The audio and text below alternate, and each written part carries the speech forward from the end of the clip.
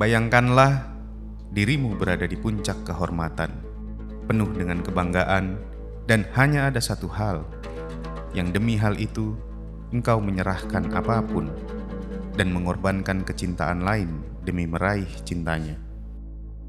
Itulah Ismailmu. Ismailmu bisa berwujud manusia, objek, pangkat, jabatan, atau bahkan kelemahan. Namun bagi Ibrahim, maka kurban itu adalah anaknya.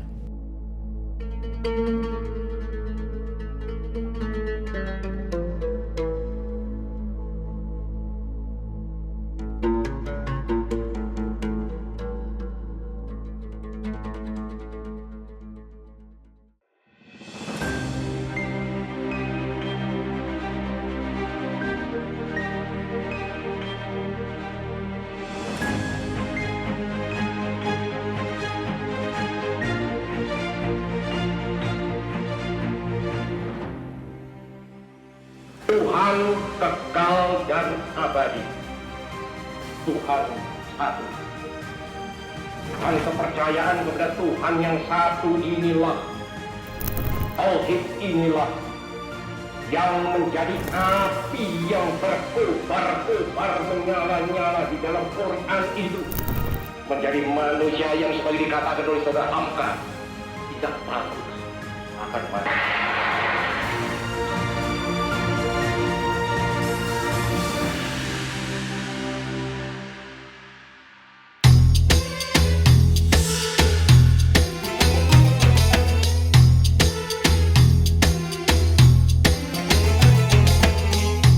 Sebagai seorang muslim yang juga mengagumi perjuangan Bung Karno, saya berjalan menyusuri jalan dan sudut-sudut pinggiran kota di hari menjelang Idul Adha.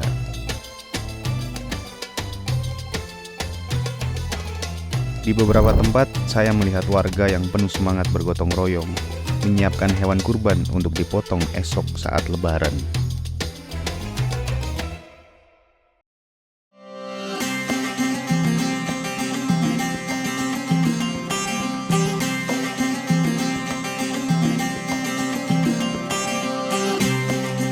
Sedangkan untuk sebagian orang, momen ini memang ditunggu, agar merasakan kenikmatan tersendiri yang didapat dari potongan daging kurban.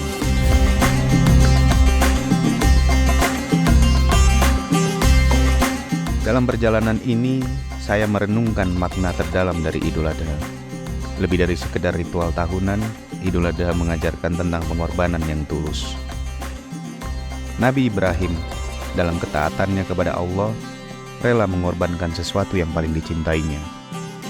Namun Allah menggantikannya dengan domba, menandakan bahwa pengorbanan manusia tidak dikehendakinya, tetapi keikhlasan dan niat suci yang menjadi inti dari pengorbanan tersebut.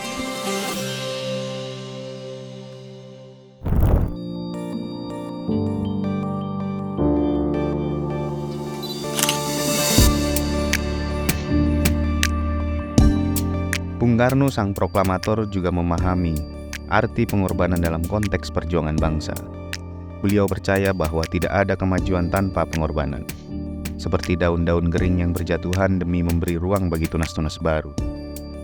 Setiap pengorbanan memiliki peran penting dalam pertumbuhan bangsa. Nilai pengorbanan ini menjadi landasan dalam setiap perjuangan, baik untuk kemerdekaan maupun pembangunan negara.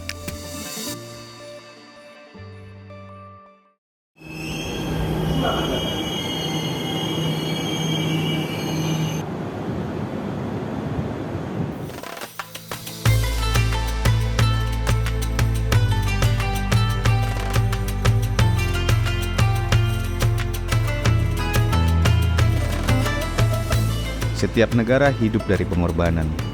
Setiap hari, setiap jam, setiap menit, proses pengorbanan dan pertumbuhan terus berlangsung.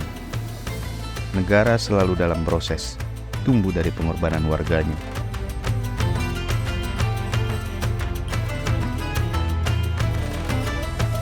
Bung Karno meyakini bahwa setiap pengorbanan memiliki nilai tersendiri. Tidak ada pengorbanan yang sia-sia atau tanpa arti. Pengorbanan adalah dasar dari eksistensi seluruh alam, di atas dasar rahmat Tuhan yang Maha Kuasa. Dalam perjalanan ini, saya melihat kegembiraan yang terpancar dari setiap orang. Di setiap sudut terlihat warga yang penuh semangat dan keikhlasan dalam menyiapkan hewan-hewan kurban sebagai wujud ketaatan kepada Allah Subhanahu wa Ta'ala.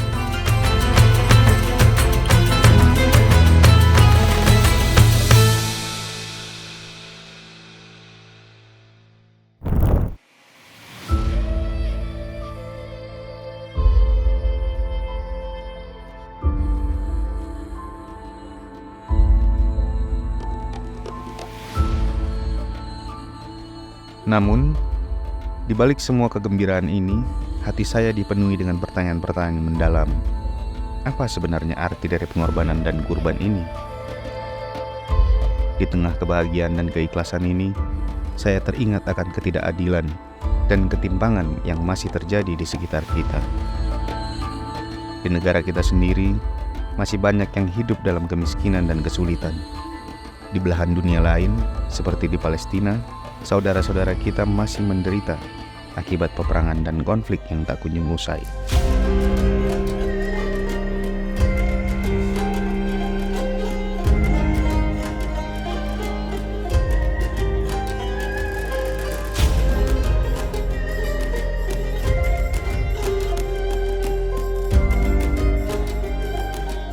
Bagaimana kita memahami makna kurban dalam Idul Adha ketika ketidakadilan dan penderitaan masih melanda begitu banyak orang?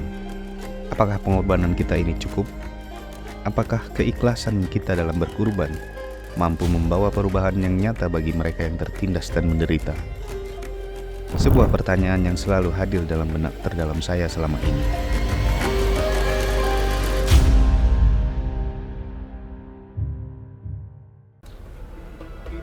Iya, nunggu minum ya.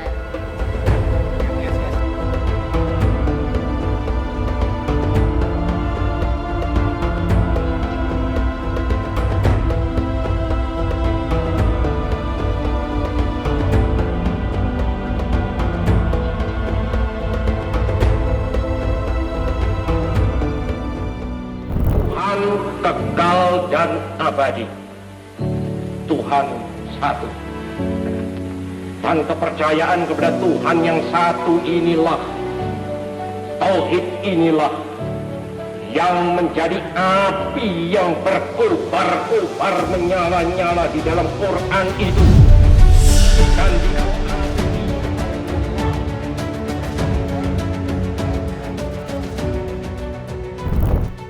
saya teringat akan ucapan Bung Karno tentang tauhid yang menggema kuat di dalam jiwa saya.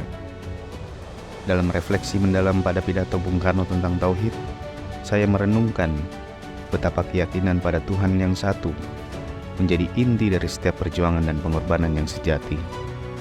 Tuhan kekal dan abadi, Tuhan satu. Kalimat ini tidak hanya sekedar pernyataan teologis, tetapi merupakan panggilan jiwa untuk setiap insan yang beriman. Kepercayaan kepada Tuhan yang satu ini, atau tauhid, adalah api yang berkobar-kobar menyala-nyala di dalam Al-Quran. Api yang tidak hanya menerangi, tetapi juga menghanguskan keraguan dan ketakutan.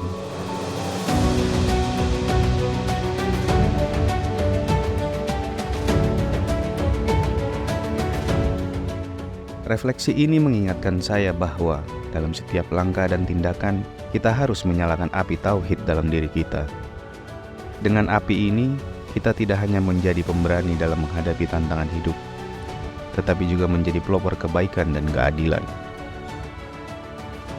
Kita tidak takut akan mati, karena kita tahu bahwa hidup ini adalah perjalanan menuju Sang Khalik, dan setiap pengorbanan yang kita lakukan adalah bukti nyata dari keimanan kita.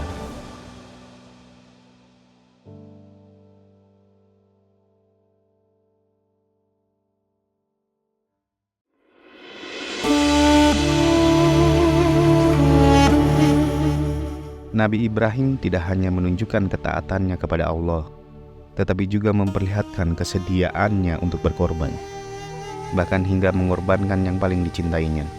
Hal ini mencerminkan prinsip tauhid yang membumi, di mana ketundukan kepada Tuhan tidak terbatas pada ruang lingkup spiritual semata. tetapi juga termanifestasi dalam perbuatan nyata yang membawa manfaat bagi semua.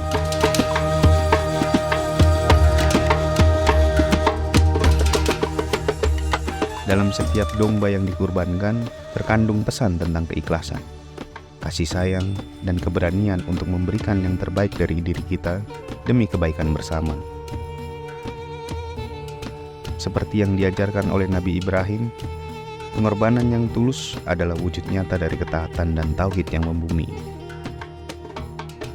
Ini bukan tentang memberikan harta, tetapi juga tentang memberikan waktu, tenaga, dan perhatian kepada mereka yang membutuhkan.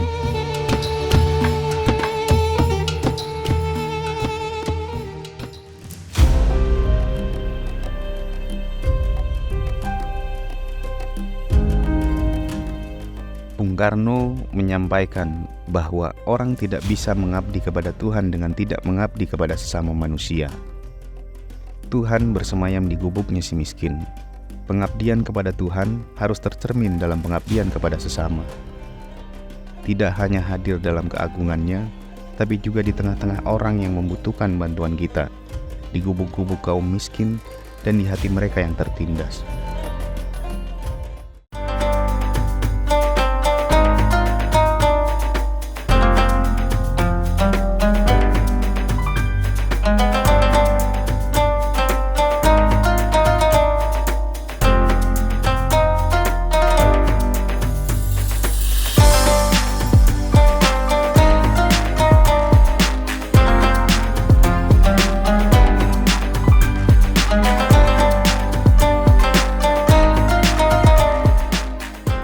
Secara simbolik Allah sebenarnya ingin memberikan kritik terhadap tradisi masyarakat saat itu yang ketika dia berkorban kepada Tuhan itu mengorbankan manusia itu sendiri.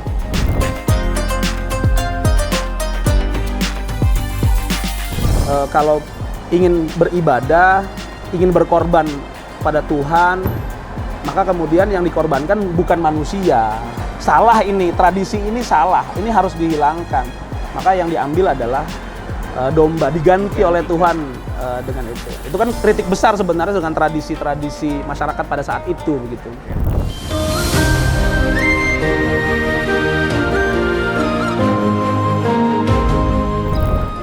Saat itu pride atau sesuatu yang dianggap paling berharga atau orang itu dianggap kaya pada zaman itu kan sebenarnya kepemilikan terhadap hewan. Nah, misalkan ketika orang ini punya kambing banyak, punya hewan ternak banyak, nah itu berarti dia dianggap orang kaya. Secara sosial dia lebih tinggi begitu. Dan Ibrahim memang dalam satu pendapat dikatakan sebagai seorang yang punya banyak hewan ternak, begitu.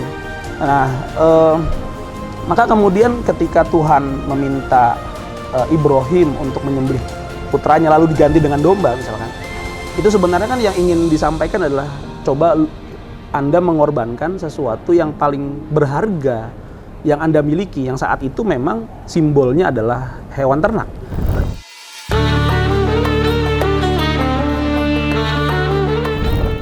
Antara kurban, pengorbanan, dan bela negara. Bela negara. Maka penting sekali untuk menjaga tanah air. Karena itu sepertinya kita harus menyadari peran kita masing-masing lah. Kulun ya'mal ala syakilatih. Untuk membangun negeri ini tentu tidak hanya ustadz, tidak hanya kiai begitu, tidak hanya presiden, tapi semuanya pasti kan punya peran masing-masing. Pengorbanannya masing-masing lah. Gitu. Sebagai seorang kiai ya punya perannya, bagaimana membimbing umat dan lain sebagainya. Sebagai seorang direktur film gitu, dia kan juga pasti punya caranya untuk bisa membangun negara dan sebagainya. Dengan dia sebagai seorang ya banyak hal lah, pedagang ini itu gitu. Maka kita harus bagaimana menyadari peran kita untuk membangun negara ini gitu. Nah, itu pengorbanan kita.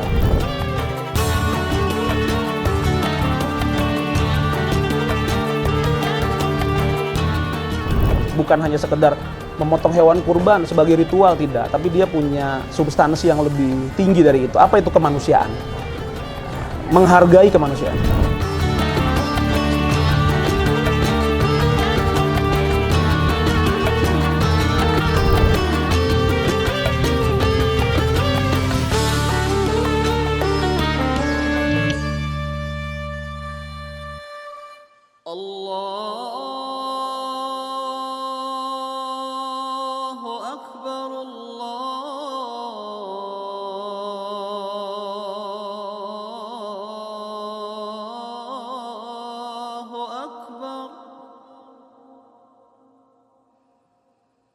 أشهد أن لا إله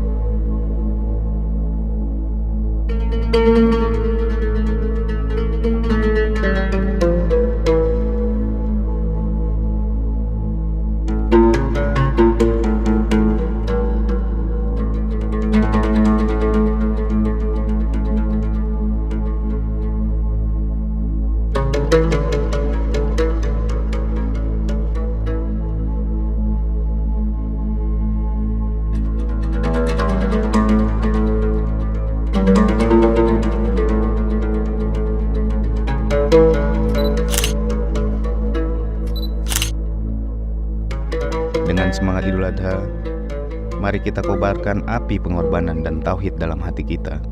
Mari kita wujudkan pengabdian kepada Tuhan melalui tindakan nyata yang membantu sesama, memperkuat ikatan sosial, dan membangun masyarakat yang lebih adil dan makmur. Terima kasih telah menyaksikan video perjalanan ini. Semoga kita semua dapat meresapi makna Idul Adha dan mengimplementasikannya dalam kehidupan sehari-hari. Selamat Hari Raya Idul Adha. Semoga pengorbanan kita diterima oleh Allah Subhanahu wa Ta'ala dan membawa berkah bagi kita semua. Amin.